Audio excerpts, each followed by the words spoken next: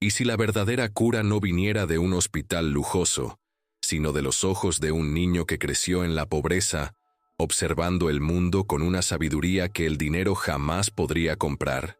Imagina esto: una mujer millonaria, atrapada en una silla de ruedas, con su alma más paralizada que su cuerpo, se ríe con desprecio de la oferta más pura y desesperada que jamás haya escuchado. «Señora, ¿puedo curarla a cambio de sus obras?», pregunta un niño, con el estómago vacío, pero una mirada que perfora el alma. Esa risa cruel, resonando en un vestíbulo de mármol que podría alimentar a su barrio entero, fue el inicio de una batalla que cambiaría sus vidas para siempre.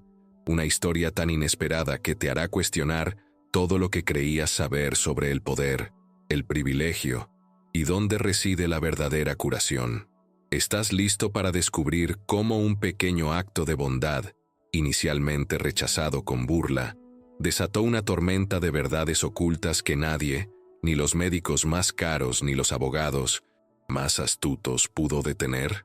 Esta no es solo una historia de superación, es un espejo que refleja las sombras de nuestra sociedad, y te prometo que el final te dejará sin aliento, preguntándote, ¿quién era realmente el paralizado en esta historia?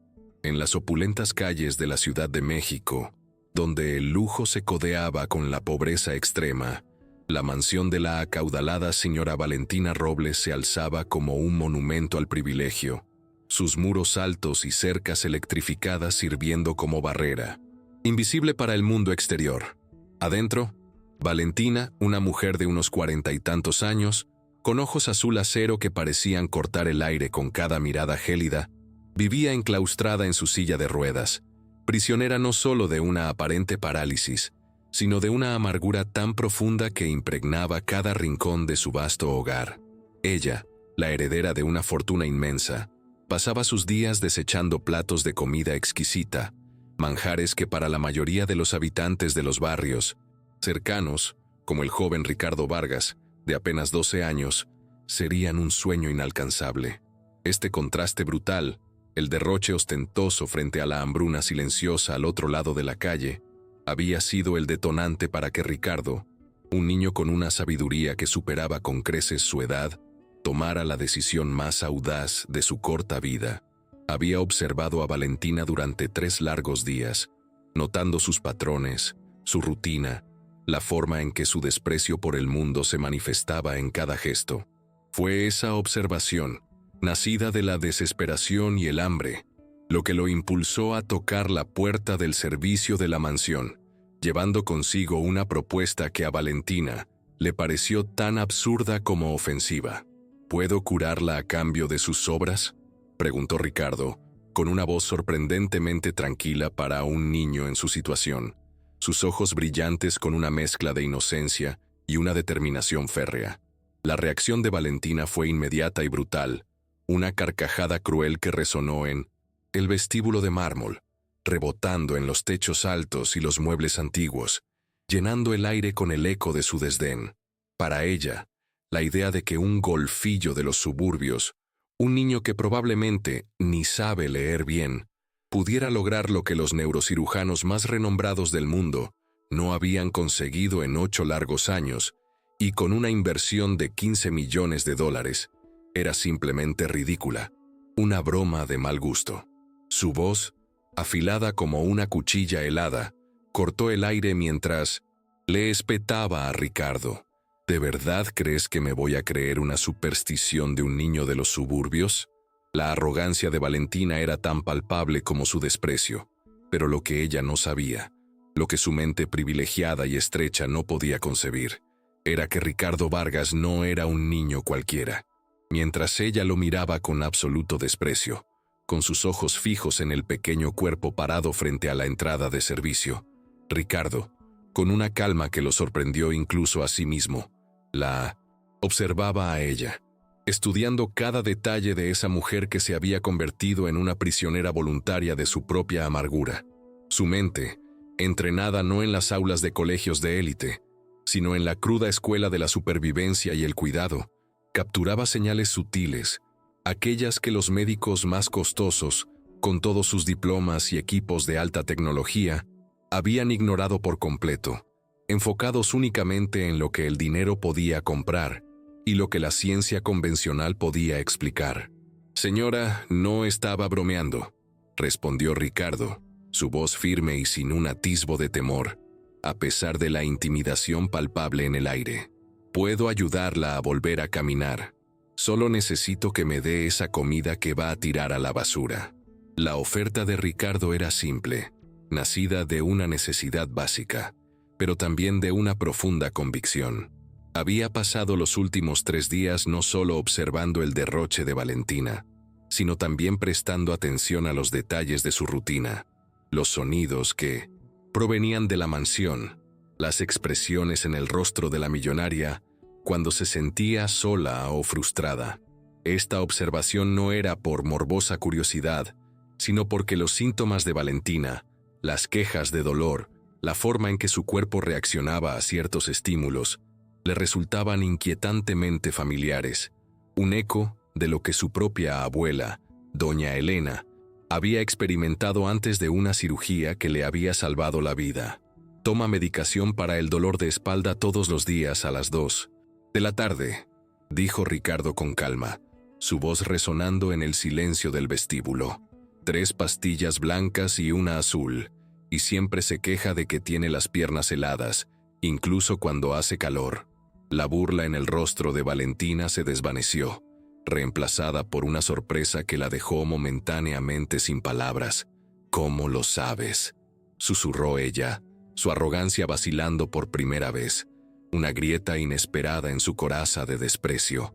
La respuesta de Ricardo fue sencilla, pero cargada de una verdad profunda que Valentina, con todo su dinero y poder, nunca había considerado. «Porque veo lo que sus costosos médicos no quieren ver». No era una burla, sino una afirmación de un conocimiento que trascendía los diagnósticos convencionales y las recetas médicas, una comprensión de la salud que iba más allá de lo físico. Ricardo continuó, explicando con una claridad pasmosa: «Usted no necesita más medicamentos. Necesita a alguien que entienda que a veces la cura no viene de donde esperamos». Sus palabras no eran un juicio, sino una revelación, un golpe directo al corazón de la negación de Valentina. El niño no se refería a una cura milagrosa en el sentido religioso, sino a una comprensión holística del cuerpo y la mente, una perspectiva que se había perdido en el laberinto de la medicina moderna y los tratamientos costosos. La declaración de Ricardo golpeó a Valentina como un rayo. No era solo la vergüenza de ser vista, de tener sus secretos médicos expuestos por un niño. Era el terror de la posibilidad de que sus propias defensas internas, su fortaleza más preciada, se estuvieran desmoronando. Ella había invertido millones en su parálisis, en la narrativa de su sufrimiento, y la idea de que todo fuera una farsa, una autoimposición, era insoportable. Con un estruendo que hizo vibrar los cimientos de la mansión, Valentina cerró la puerta de golpe, el sonido eco de su miedo y su ira, pero no antes de que Ricardo pudiera ver algo en sus ojos que ya no era solo desprecio, era miedo puro y visceral, miedo de que un niño pobre, un golfillo de la calle, hubiera notado algo que todos los expertos, con sus títulos y sus costosas tarifas, habían pasado por alto. Este pequeño encuentro, aparentemente insignificante, había plantado una semilla de duda en la mente de Valentina. Una semilla que, aunque ella intentara arrancarla con todas sus fuerzas, comenzaría a germinar lentamente, abriendo una grieta en su impenetrable coraza de orgullo. Mientras Ricardo caminaba de regreso al pequeño apartamento que compartía con su abuela, doña Elena, en el complejo residencial de las afueras de la Ciudad de México, una discreta sonrisa se dibujó en sus labios. Valentina Robles, la millonaria arrogante y amargada, acababa de cometer su primer error fatal: subestimar por completo a alguien que había crecido aprendiendo que la supervivencia exigía una observación aguda, una paciencia inquebrantable y una sabiduría que el dinero, por mucho que se tuviera, nunca podría comprar. Lo que Valentina, en su burbuja de privilegio y negación, No tenía ni idea. Era que aquel niño de los suburbios no solo poseía la intuición de un observador nato, sino que también era el depositario de los conocimientos ancestrales de 4 generaciones de curanderas, un linaje de mujeres que habían sanado cuerpos y almas, con métodos que la medicina moderna apenas comenzaba a comprender. Y lo que era más importante, Ricardo acababa de descubrir cuál era exactamente el verdadero problema de Valentina. Una condición que iba mucho más allá de una simple dolencia física y que se entrelazaba con las profundidades de su ser, con sus traumas y sus verdades ocultas. La historia de su abuela Elena, una mujer que había sanado su propia diabetes terminal con esos conocimientos ancestrales cuando los médicos la habían desahuciado, era una prueba viviente del poder que Ricardo ahora comenzaba a desplegar. Este primer encuentro, aparentemente un fracaso para Ricardo, había sido en 1900. Realidad una victoria silenciosa. El primer paso en un camino que llevaría a Valentina a enfrentar no solo su parálisis física, sino también las parálisis emocionales y morales que la habían mantenido cautiva durante años. Habían pasado 3 días desde que Valentina le había cerrado la puerta en las narices a Ricardo, pero la inquietud no la abandonaba. Roía su mente como un parásito invisible, perturbando su usualmente férrea autoconfianza. ¿Cómo podía ese niño saber tanto sobre ella? ¿Cómo? Sabía sobre sus medicamentos, los horarios exactos en que los tomaba, los síntomas específicos, como las piernas heladas, que ella había ocultado cuidadosamente incluso al doctor Salvador Bernal, su neurólogo privado de confianza. La pregunta la perseguía, socavando su sentido de seguridad. La arrogancia de Valentina se vio desafiada, y aunque intentó descartarlo como una coincidencia o una treta de un pobre victimista intentando aprovecharse de su bondad, la semilla de la duda ya había germinado en su mente. A la mañana siguiente, impulsada por una mezcla de irritación y una curiosidad inconfesable, Valentina decidió descubrir quién era realmente ese niño atrevido que había perturbado su mundo herméticamente sellado. Una llamada a su asistente personal fue suficiente para que, en cuestión de horas, tuviera un informe detallado sobre Ricardo en sus manos. Ricardo Vargas, 12 años, vivía con su abuela Elena Vargas, en el modesto complejo residencial de Jardines del Río, un barrio obrero no muy lejos de su mansión. Padre desconocido, madre fallecida en un accidente de coche cuando él tenía 5 años, becario en una escuela privada con excelentes notas, sin antecedentes penales. Típico, murmuró Valentina hojeando el informe, confirmando sus prejuicios iniciales. Sin embargo, había algo en el informe que la inquietaba, un detalle que no encajaba con su narrativa de pobre victimista. Elena Vargas, 73 años, ex empleada de hospital, jubilada por invalidez tras sufrir diabetes grave. Pero lo que realmente llamó la atención de Valentina fueron los registros médicos de Elena. Mostraban una recuperación inexplicable en los últimos 2 años, algo que los propios médicos calificaban como una mejoría inesperada y sin documentación clínica. Valentina, con su mente cuadrada y su fe inquebrantable en la medicina convencional, descartó la información como un error burocrático, una negligencia en el sistema de salud. Al fin y al cabo, ¿qué conocimientos podía tener una anciana de un hospital público, sin títulos universitarios ni equipos de última generación? Su desdén por el conocimiento que no se obtenía a través de canales formales y costosos la cegaba a la verdad, a la posibilidad de una sabiduría que trascendía las aulas universitarias. Mientras tanto, al otro lado de la calle, en el pequeño pero acogedor apartamento de Jardines del Río, Ricardo preparaba cuidadosamente su próximo acercamiento, con una calma estratégica que su abuela le había enseñado. La reacción de Valentina, su miedo, su ira, su negación, solo habían confirmado las sospechas de Ricardo. Ella no estaba realmente paralizada, al menos no de la forma en que todos creían. No era un daño físico irreversible, sino algo mucho más complejo, arraigado en lo profundo de su ser.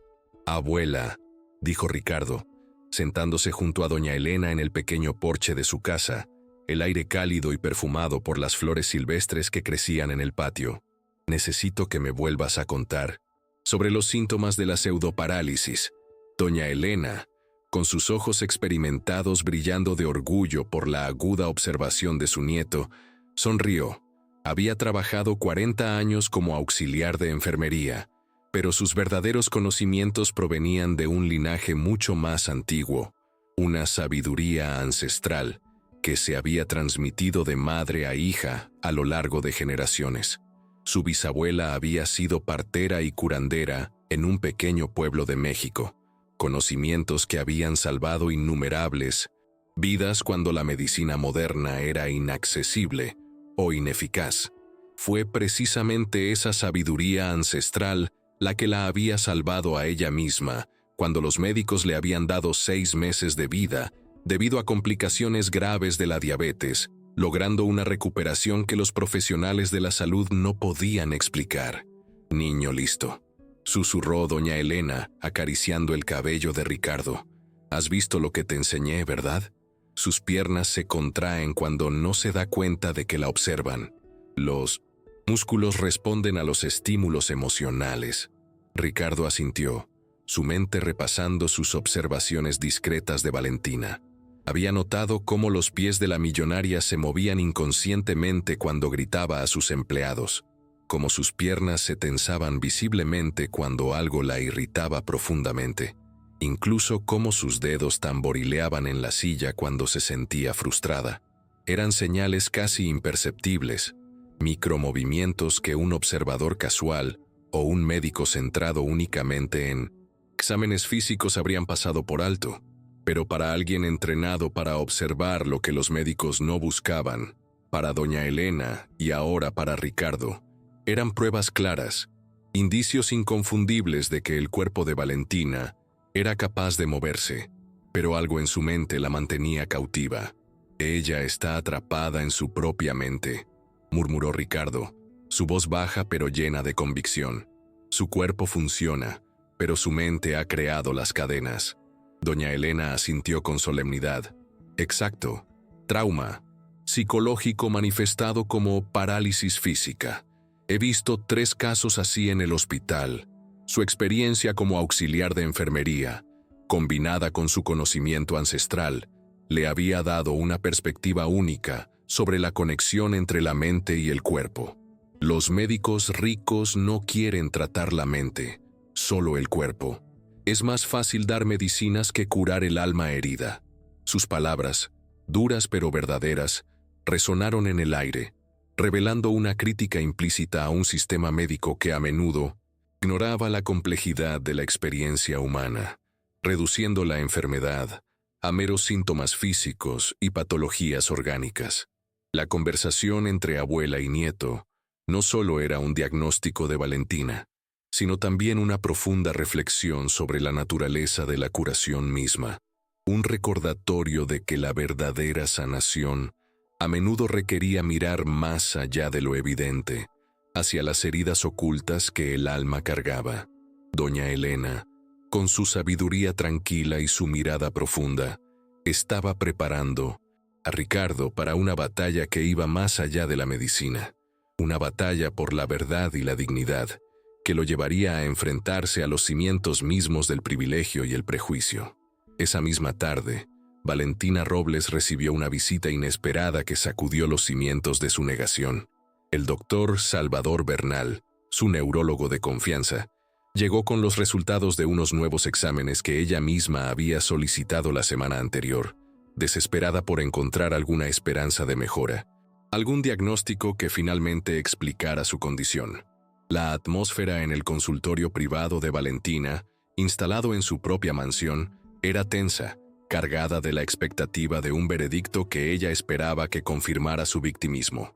«Valentina, tengo que ser sincero con usted», dijo el médico ajustándose sus caras gafas, con una expresión de desconcierto en su rostro.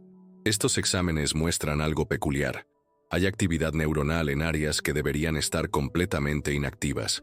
Es como si su sistema nervioso estuviera funcionando perfectamente». El corazón de Valentina dio un vuelco.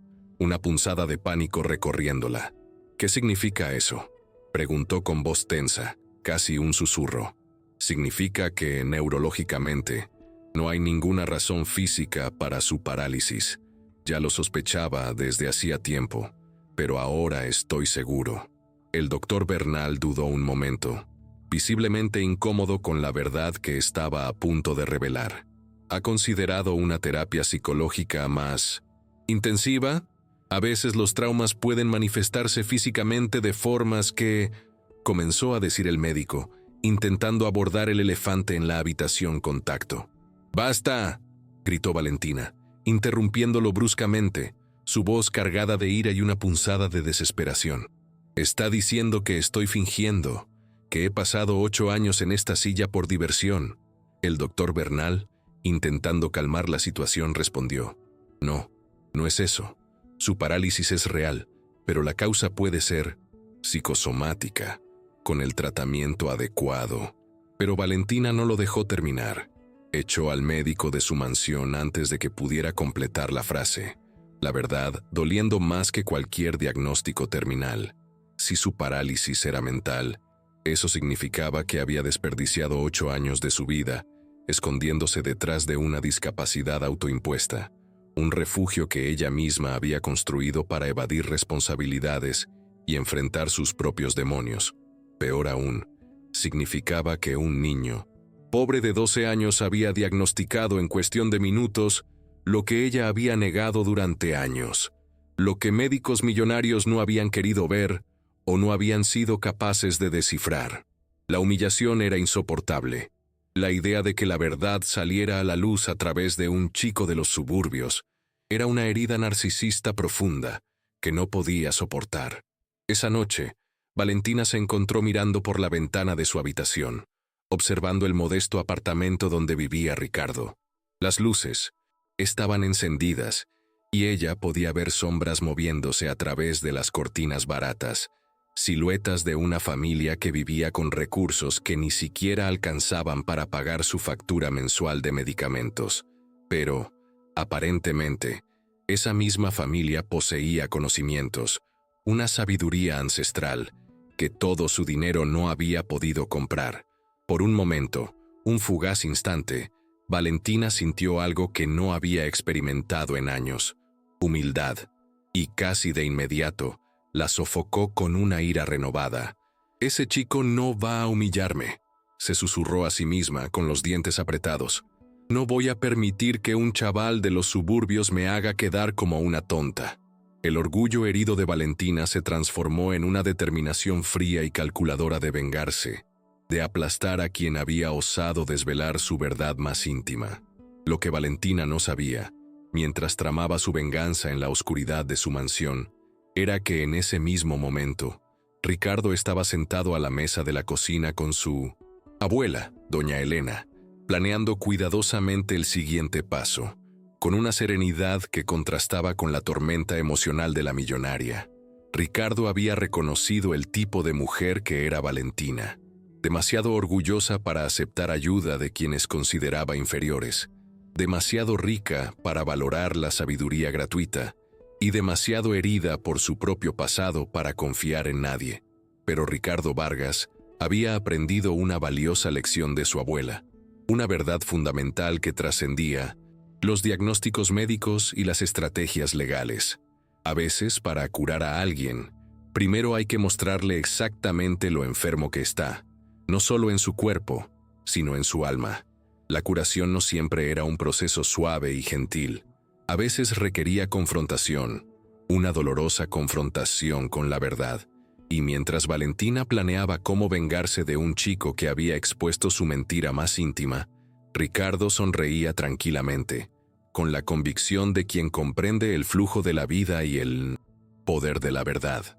Él sabía que el verdadero poder siempre pertenece a quienes comprenden que la curación nunca viene de donde esperamos, especialmente cuando proviene de las manos de aquellos a quienes el mundo nos ha enseñado a despreciar, a quienes consideramos insignificantes o inferiores. El juego apenas había comenzado, y Ricardo estaba listo para jugar, con la sabiduría de generaciones respaldándolo y la convicción de que la verdad, tarde o temprano, siempre encuentra su camino.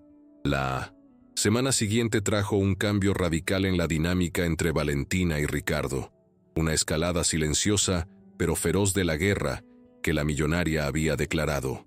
Valentina, con su orgullo herido y su determinación de no ser humillada por un niño presuntuoso, comenzó una campaña silenciosa pero implacable para aplastar a Ricardo y desacreditarlo públicamente. Su primer movimiento fue un ataque directo a la única vía que Ricardo tenía hacia un futuro diferente, su beca escolar. Llamó a la directora Patiño de la prestigiosa escuela privada donde Ricardo estudiaba con una beca completa, presentándose como la influyente Valentina Robles de la Fundación Robles. Con voz meliflua pero venenosa, acusó a Ricardo de comportamiento inadecuado, de invadir propiedad privada y de acosar a los vecinos del barrio, pintando un cuadro falso de un niño problemático y descarriado. La llamada, como era de esperar, funcionó. Al día siguiente, Ricardo fue convocado al despacho de la directora Patiño y advertido de que se mantuviera en su lugar y no molestara a los benefactores de la escuela. La amenaza era clara y pesaba como una losa sobre sus jóvenes hombros. Un paso en falso y perdería la beca, su única esperanza de escapar de la pobreza y construir una vida diferente para él y su abuela. La presión era inmensa, pero Ricardo, lejos de amedrentarse, sintió una chispa de determinación aún más fuerte. Valentina no se detuvo ahí. Su ira y su necesidad de control la llevaron a contactar al administrador del edificio donde vivía Ricardo, en Jardines del Río, sugiriendo que elementos perturbadores estaban causando molestias a los vecinos respetables. Aunque no podía desalojarlos legalmente, la influencia de Valentina llevó al administrador a crearles dificultades constantes, quejas por ruidos inexistentes, amenazas de multas por infracciones imaginarias e inspecciones sorpresa que, milagrosamente, siempre encontraban problemas menores que requerían reparaciones costosas o multas arbitrarias. El objetivo de Valentina era claro: hacerles la vida imposible hasta que se vieran obligados a abandonar el barrio, a desaparecer de su vista para no tener que enfrentarse a la verdad que Ricardo representaba. «Ella está tratando de echarnos del barrio», le dijo Ricardo a su abuela Elena, mientras ella preparaba el té de hierbas que tomaban todas las noches, un ritual de calma en medio de la tormenta. «Quiere que nos vayamos para no tener que enfrentarse a la verdad». Sobre ella, doña Elena observó a su nieto con ojos expertos, ojos que habían visto mucho más que la mayoría de la gente. A sus años, había sobrevivido a décadas de racismo institucional, a la discriminación en el trabajo y a innumerables intentos de silenciarla, de invisibilizar su conocimiento y su valor. Reconocía los patrones de comportamiento de aquellos que usaban el poder y los privilegios como armas, no para construir, sino para destruir y mantener el statu quo. «Niño, esa mujer tiene miedo», dijo doña Elena con la calma de una profunda verdad. «Cuando los ricos tienen miedo de los pobres, es porque saben que han hecho algo malo, y cuando temen la verdad, hacen todo lo posible por destruir a quienes pueden revelarla». Sus palabras resonaron con la autoridad de una vida de experiencia, de enfrentar la adversidad y salir victoriosa. «Pero abuela, ¿y si ella consigue quitarme la beca? ¿Y si consigue echarnos de aquí?», preguntó Ricardo, la preocupación asomando en su joven voz. Doña Elena sonrió, una sonrisa que reflejaba la sabiduría de quien había enfrentado adversarios mucho más poderosos y sistemas mucho más opresivos. «Ricardo, déjame contarte una historia», comenzó, su voz adquiriendo el tono cadencioso de los relatos ancestrales. «Cuando tu madre tenía tu edad, un médico blanco, muy influyente en el hospital, intentó impedirme trabajar porque yo sabía demasiado sobre tratamientos que él no conocía, métodos que venían de nuestros antepasados y que él despreciaba. Utilizó toda su influencia para perjudicarme, para sacarme del camino». Ricardo, fascinado, preguntó: «¿Qué pasó?». «Hice lo que nuestra familia siempre ha hecho», respondió doña Elena, su mirada perdiéndose en el recuerdo. «Observé, aprendí y documenté todo. Y cuando llegó el momento adecuado, utilicé sus propios conocimientos en su contra. ¿Quieres saber cómo? Ricardo asintió, dándose cuenta de que su abuela estaba a punto de enseñarle algo fundamental, una lección que trascendía cualquier libro de texto. Ese médico tenía un paciente muy importante, un rico empresario que padecía la misma enfermedad que yo había curado en decenas de personas pobres, pero con los métodos que él despreciaba, continuó doña Elena. Cuando su costoso tratamiento falló y el paciente se estaba muriendo, ¿adivina a quién acudieron? A usted, exclamó Ricardo, entendiendo la ironía. Exacto, dijo doña Elena. Y cuando salvé la vida de ese hombre, utilizando métodos que el médico arrogante había despreciado, todo el mundo supo quién entendía realmente de medicina. Él perdió su puesto, su reputación, todo, no por venganza, sino porque la verdad siempre sale a la luz. Ricardo comenzó a comprender la profundidad de la lección, no solo como una historia de triunfo personal, sino como una guía para su propia situación. Valentina no solo tiene miedo de que yo pueda ayudarla, dijo Ricardo, con una nueva luz en sus ojos. Ella tiene miedo de que la gente descubra que rechazó la ayuda de alguien a quien considera inferior, que su enfermedad es una farsa. Ahora estás pensando como un verdadero curandero, sonrió doña Elena. No solo curamos el cuerpo, niño. A veces necesitamos curar el alma enferma de toda una sociedad, los prejuicios y las falsedades que nos impiden ver la verdad. Esta conversación no solo le dio a Ricardo una perspectiva sobre cómo manejar a Valentina, sino que también lo preparó para entender que su misión era mucho más grande que una simple curación física. Era una batalla por la dignidad y el reconocimiento de la sabiduría subestimada. Esa noche, Ricardo, armado con la sabiduría de su abuela y una nueva comprensión de la situación, comenzó una meticulosa investigación sobre Valentina Robles, utilizando los ordenadores de la biblioteca de la escuela, un recurso al que tenía acceso gracias a su beca. Lo que descubrió fue mucho más impactante de lo que imaginaba, detalles que cambiaron por completo su percepción de la millonaria y el origen de su fortuna. Valentina no había nacido rica, era hija de inmigrantes europeos pobres, una historia que ella había borrado cuidadosamente de su narrativa pública para encajar en el mundo de la élite mexicana. Se había casado con Horacio Robles Primoré, heredero de una inmensa fortuna familiar construida sobre el trabajo de esclavos en el siglo XIX, una mancha oscura en el linaje que la familia intentaba ocultar. El accidente que la dejó paralítica había ocurrido exactamente un día después de que ella descubriera que su marido planeaba divorciarse de ella por una mujer mucho más joven, una revelación que explicaba la conveniencia de su repentina incapacidad. Más interesante aún, Horacio había muerto en circunstancias sospechosas solo 2 años después, dejando toda la fortuna a Valentina. El testamento había sido modificado solo una semana antes de su muerte, cuando él estaba ingresado en el hospital tras un ataque cardíaco repentino, un detalle que levantaba serias sospechas sobre la influencia de Valentina en sus últimas voluntades. Ricardo también descubrió algo que explicaba la hostilidad específica de Valentina hacia él y su familia, una conexión que se remontaba a generaciones.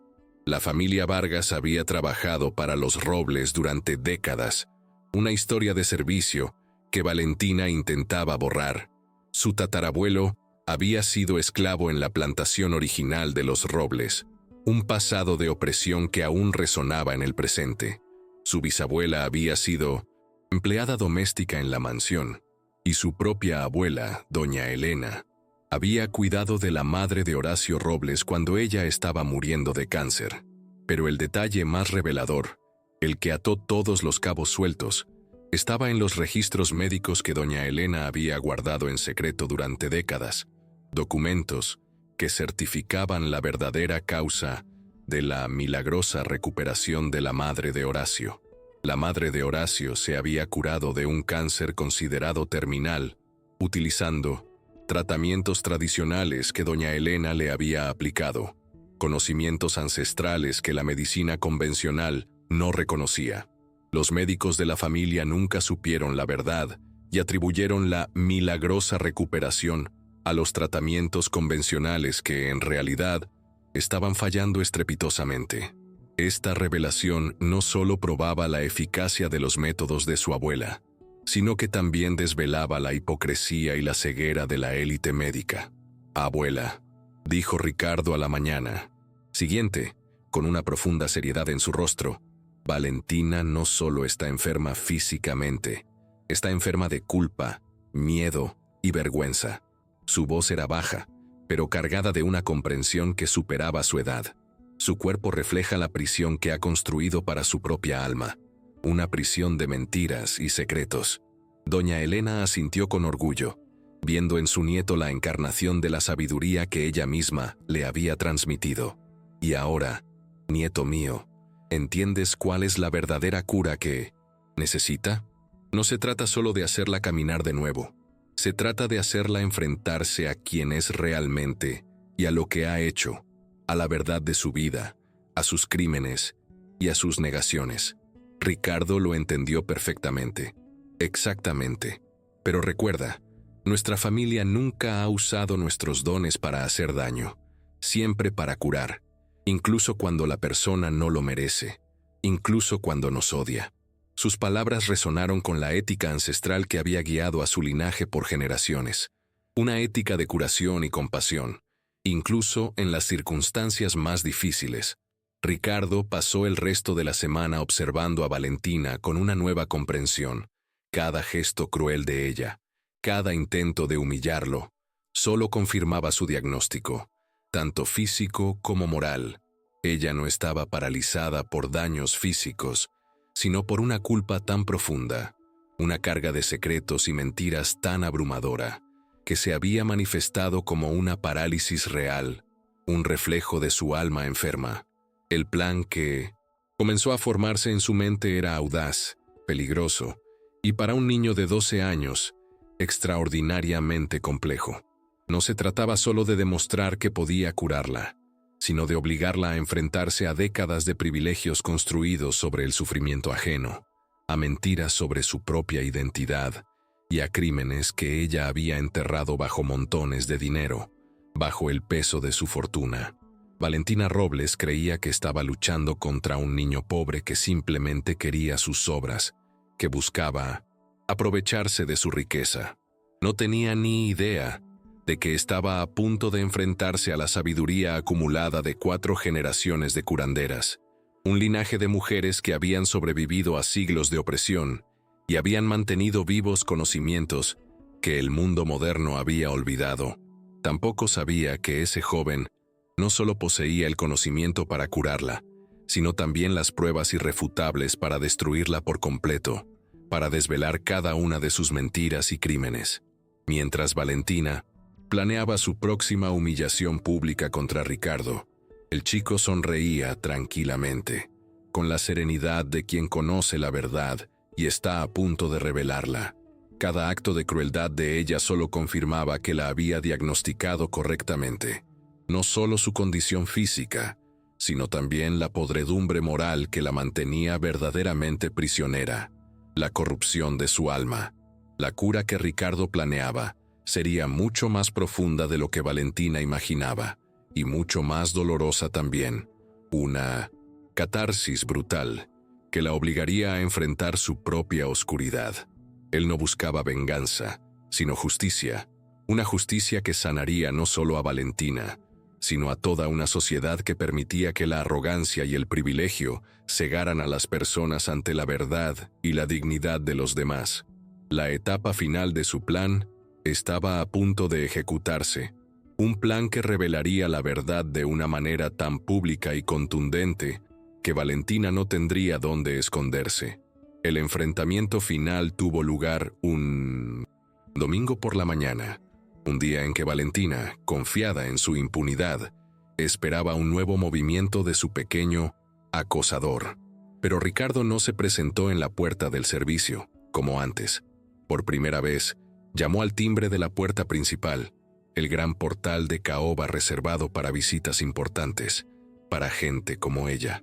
Cuando Valentina abrió la puerta, con su habitual expresión de desprecio, se encontró no solo con Ricardo, sino también con doña Elena, su abuela, y una tercera, persona cuya presencia le heló la sangre, la doctora Sofía Pérez, la neuróloga que había tratado en secreto a la madre de Horacio Robles años atrás, una mujer que Valentina creía haber silenciado con dinero y amenazas.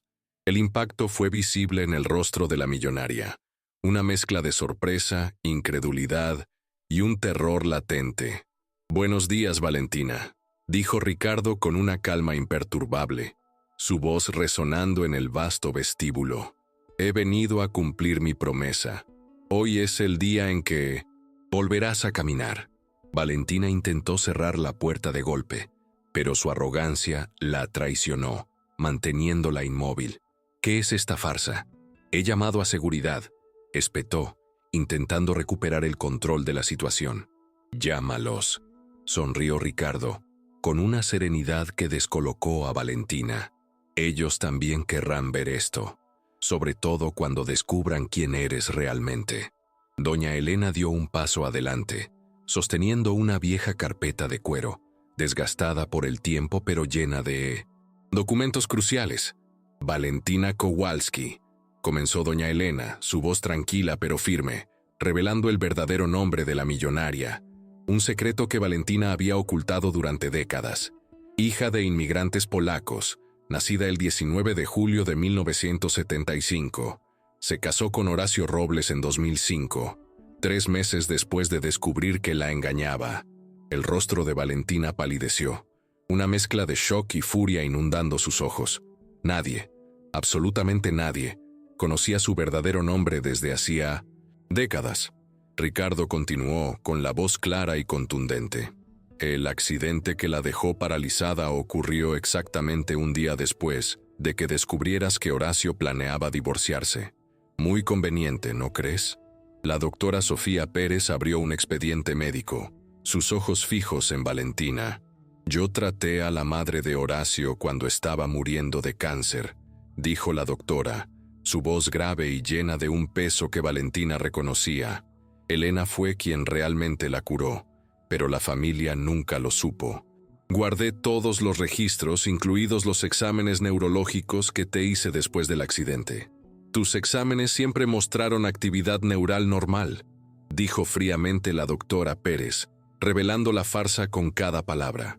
«Pero me pagaste muy bien para mantenerlo en secreto. $5 millones para confirmar una parálisis inexistente». Valentina se tambaleó, apoyándose en el marco de la puerta, la negación luchando contra la verdad. «No pueden probar nada», gritó.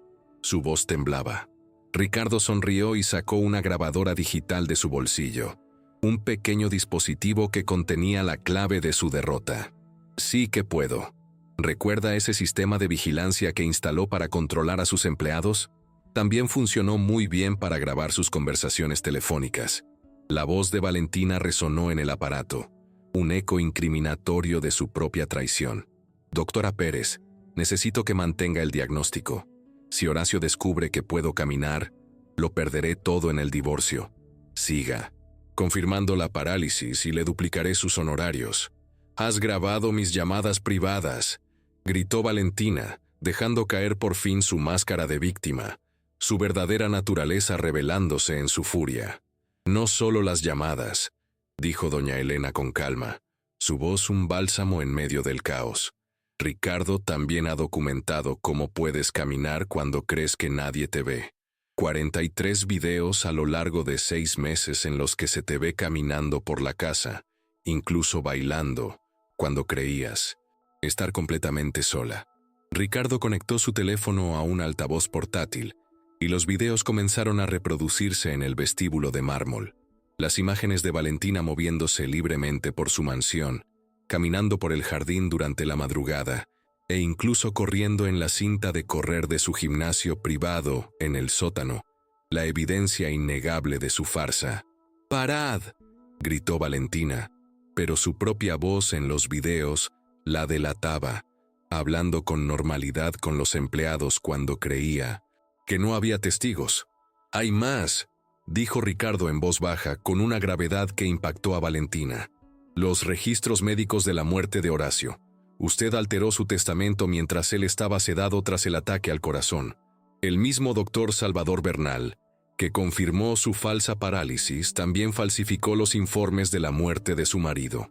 El doctor Bernal, que también había sido contactado y se encontraba cerca, bajó la cabeza, su vergüenza palpable. Ella me chantajeó», dijo con voz temblorosa. «Dijo que revelaría que yo había encubierto la parálisis falsa si no confirmaba que Horacio había muerto por causas naturales. Horacio fue envenenado», dijo doña Elena, con la autoridad de quien había visto síntomas similares durante décadas en el hospital. «Digitalis, extraído de la planta Foxglove. Mata lentamente. Simula un ataque al corazón y es casi imposible de detectar al cabo de unos días». La revelación golpeó a Valentina como un rayo. Valentina se derrumbó en la silla de Minami Centers. Ruedas, no por parálisis, sino por la devastadora realización de que su mundo de mentiras se estaba desmoronando por completo, cada pilar de su existencia construido sobre engaños y crímenes. «No lo entienden», balbuceó, con lágrimas de rabia y desesperación brotando de sus ojos. «Él iba a dejarme sin nada. Le di los mejores años de mi vida a ese hombre». Su justificación sonaba vacía, un eco patético de una vida de egoísmo. «Y ahora», dijo Ricardo, su voz cargada de una autoridad que no era propia de un niño, «ha llegado el momento de la verdadera cura. Levántese, Valentina, sabemos que puede hacerlo». «No puedo», susurró ella, intentando aferrarse a la última brizna de su farsa. «Levántate», gritó Ricardo con una voz que la hizo saltar involuntariamente de la silla, poniéndose de pie por puro reflejo, el pánico superando su voluntad de mantener la mentira.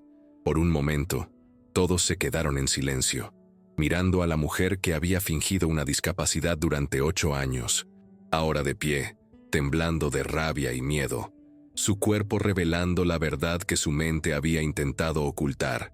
«Enhorabuena», dijo Ricardo con calma. «¿Estás curada?» «Oficialmente».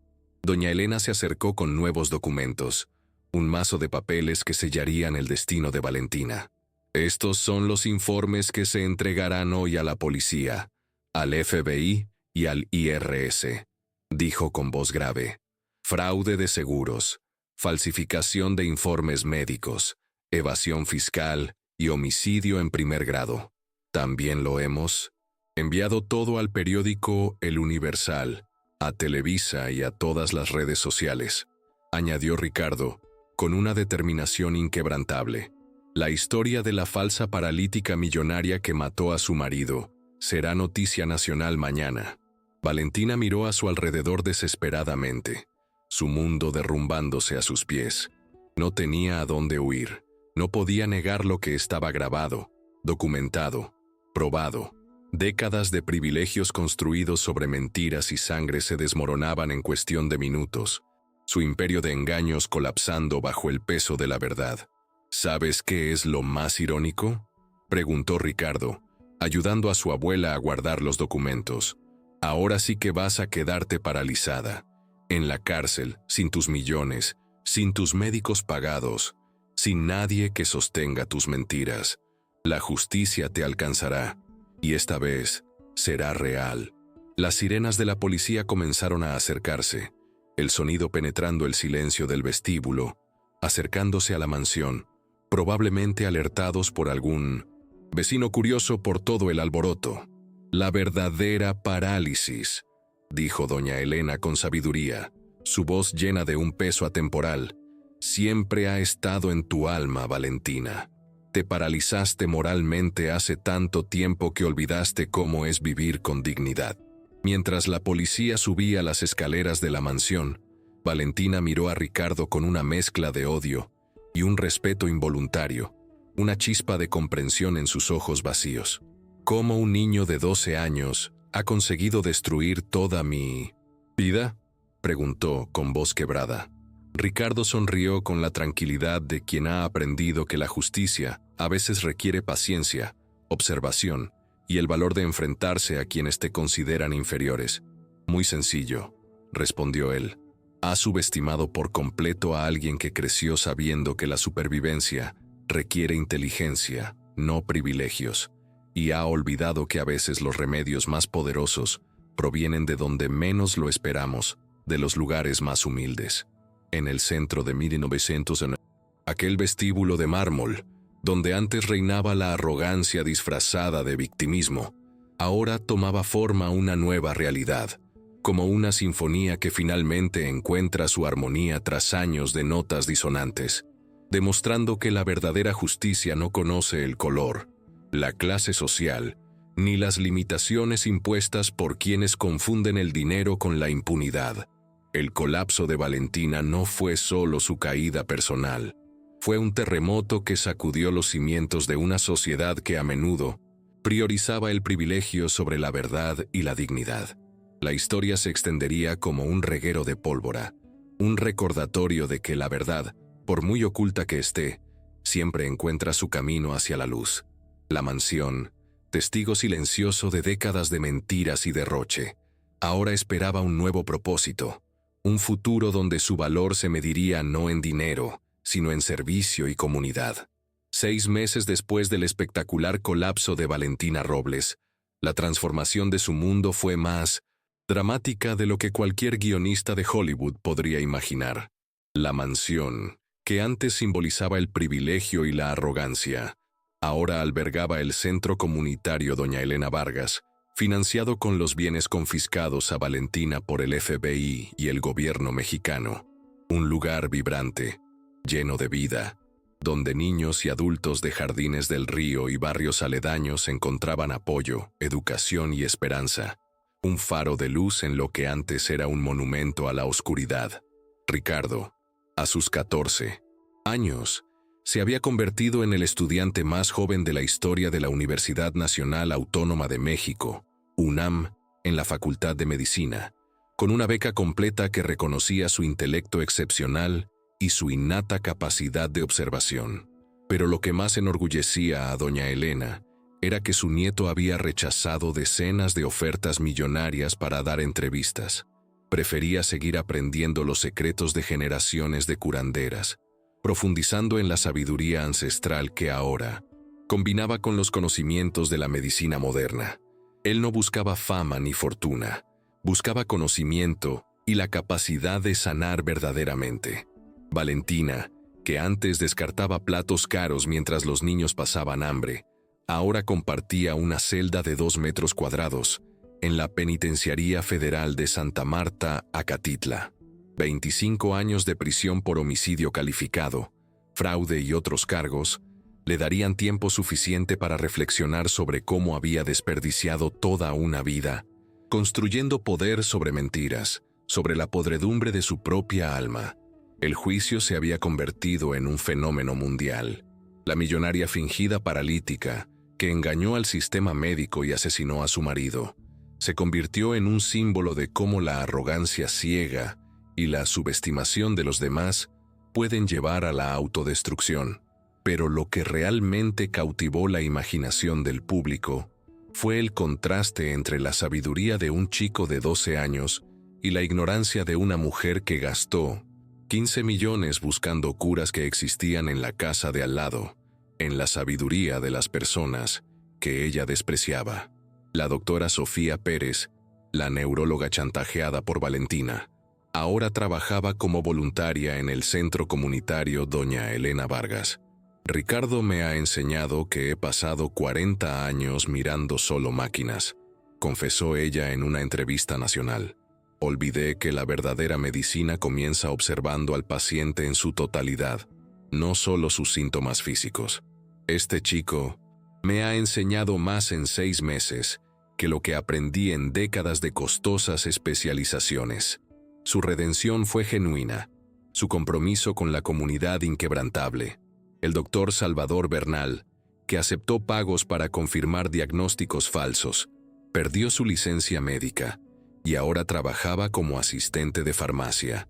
Una ironía perfecta para alguien que despreciaba los tratamientos no científicos mientras participaba en una farsa médica multimillonaria. La comunidad de Jardines del Río había cambiado por completo. Niños que antes luchaban solo por comer, ahora soñaban con ser médicos, científicos, abogados. Ricardo había demostrado que la inteligencia y la determinación podían vencer cualquier sistema diseñado para mantenerlos en su lugar, cualquier barrera impuesta por el privilegio o el prejuicio. Lo más irónico de todo fue que Valentina realmente desarrolló problemas en las piernas en la cárcel. El estrés, la depresión y la falta de actividad física le causaron una atrofia muscular genuina. Ahora dependía de una silla de ruedas prestada de la enfermería de la prisión, una versión barata y oxidada que hacía que su antigua silla de $1000 pareciera un trono perdido. La verdadera parálisis, la física, la había alcanzado en el lugar donde ya no podía usarla como escudo. Ricardo la visitó solo una vez en la prisión, un encuentro frío y distante a través del cristal a prueba de balas. Ella lo miró con ojos vacíos, sin la arrogancia de antes, solo la sombra de lo que fue. «¿Por qué has venido aquí?», preguntó ella, su voz un susurro apagado. «Para asegurarme de que lo entendía», respondió Ricardo, con una calma que desarmó a Valentina. «Nunca quise destruirla. Solo quería que dejara de intentar destruirnos. Yo era solo un niño, y usted era una adulta rica con todos los recursos del mundo. ¿Quién debería saber distinguir el bien del mal?». Valentina finalmente comprendió la magnitud de su pequeñez, la verdad desnuda de su propia falibilidad. Un chico de 12 años había demostrado más sabiduría e integridad que ella en toda su privilegiada vida. La historia de Ricardo se convirtió en un caso de estudio en universidades de todo el país. El efecto Ricardo Vargas obligó a las instituciones a reconocer que la inteligencia excepcional surge de cualquier lugar, especialmente donde menos la esperamos, de las comunidades tradicionalmente ignoradas y subestimadas. Se crearon programas para identificar el talento en comunidades que antes eran pasadas por alto por el mundo académico, abriendo puertas a jóvenes prometedores. Doña Elena sigue dirigiendo el centro comunitario, ahora ampliado a 3 plantas de la antigua mansión, un faro de esperanza y conocimiento en el corazón de la comunidad. Ella forma a una nueva generación de curanderos que combinan los conocimientos ancestrales con la ciencia moderna, demostrando que la verdadera sabiduría no conoce barreras raciales ni sociales. Valentina se convirtió en un ejemplo en las clases de criminología sobre cómo el privilegio sin carácter conduce a la autodestrucción, cómo la riqueza sin moralidad puede ser la perdición de uno mismo. Cuando los presos preguntan cómo una mujer tan rica acabó allí, la respuesta es siempre la misma. Subestimó a alguien a quien consideraba inferior y pagó el precio de su arrogancia. La verdadera lección de esta historia no es sobre un chico que venció a una mujer cruel. Es sobre cómo nuestra sociedad ignora la sabiduría cuando proviene de personas que no encajan en nuestros prejuicios sobre quién debería ser inteligente o digno de respeto. Ricardo demostró que la cura más poderosa no es para el cuerpo, sino para las creencias tóxicas que nos impiden reconocer el valor de cada ser humano, independientemente de su color, origen o condición socioeconómica. Valentina intentó destruir a Ricardo, pero terminó destruyéndose a sí misma. Ricardo aprendió que la verdadera curación no es solo restaurar cuerpos rotos, sino transformar mentes cerradas por el prejuicio en corazones abiertos para reconocer la grandeza donde realmente existe.